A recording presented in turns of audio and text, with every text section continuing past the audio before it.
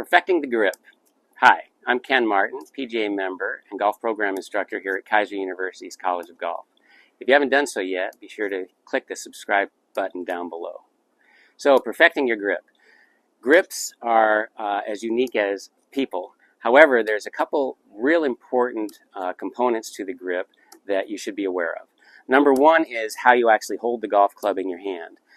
So I'm right-handed, but I'll speak in terms of lead hand and trail hand. So lead hand is the left hand for a right-hander, and trail hand is the right hand for a right-hander. So in the lead hand, we want to be certain that we're holding the golf club in the fingers and below the heel pad. So when we take our grip, we have to place it diagonally across the, I call this the top of the palm, and into that index finger. You'll start to see that index finger starts to create a little bit of a hook. And the big key here is that the heel pad is on top of the handle. Then I can actually place my thumb down, and the length of the thumb is about the same as the length of that index finger down on the grip, whereas this would be considered a long thumb. So a shorter thumb actually gives us a little bit more security. But the big key is that the heel pad is on top of that grip. I've heard it termed a baby's bottom, two cheeks and a crack. If you can see both of those cheeks, you're in good shape. If you hold it in the palm, you're only going to see one part, the thumb pad, up on top of that grip, and that's trouble because it really limits the amount of wrist hinge you can create. Okay, so we've got our lead hand on there correctly, and it'll be correct. If I back up, we'll see that the leading edge is vertical to the ground, which means that it's square. And then we'll always see the thumb slightly to the trail side of the handle. So golf ply here represents the middle of the grip. Thumb is a little bit to the right of that, and the hook in my finger is a little bit to the left of that. We have a V that's actually formed between the thumb and forefinger, and when I actually set that club down on the ground, that V will point someplace between my chin and my right shoulder. And that way I've got my lead hand on there correctly. Of course, when we're using a full grip, we can slide that all the way up to just below the grip cap, and that way we're using the entire length of the golf club correctly that way. The trail hand is going to go on a little bit differently.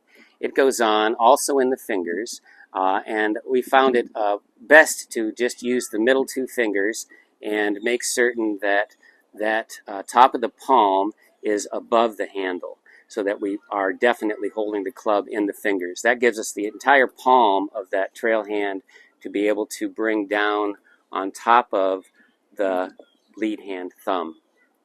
And the idea here is that, again, if we're in the fingers, we have a lot more range of motion in the wrists. If we get in the palm, then we limit that range of motion.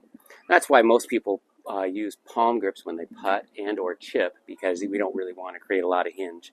But that's what this does for us. Keeping it in the fingers gives us a large range of motion in the wrists.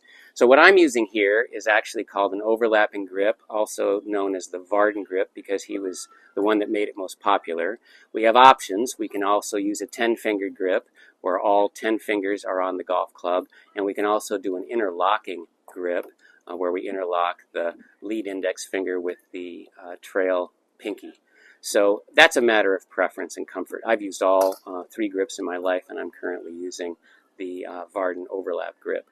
So when we look at the grip from face on, you'll see that, again, the V that's formed between the trail thumb and forefinger is also pointed someplace between the trail shoulder and the chin.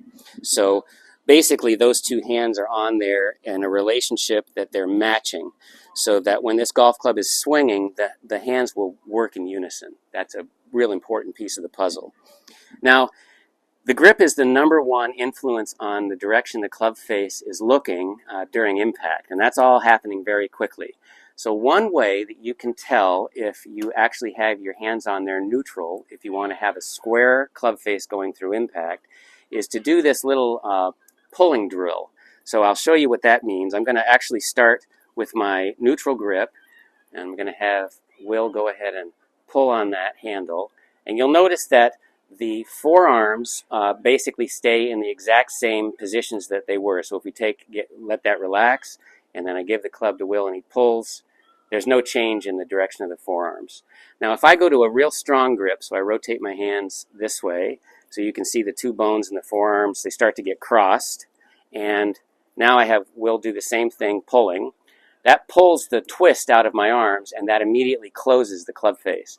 So a grip that is on in a strong position will, when swinging, rotate the forearms such that it'll close the club face. And so great if you want to hit a hook, or if you're slicing it too much, you can go ahead and create a strong grip.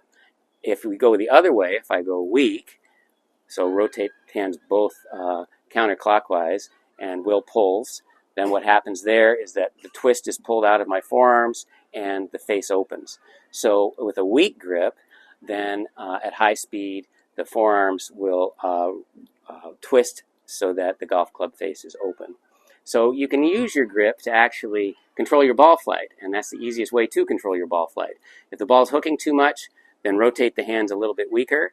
If the ball is slicing too much, rotate the hands a little bit stronger, and the speed of the swing should help you with the club alignment.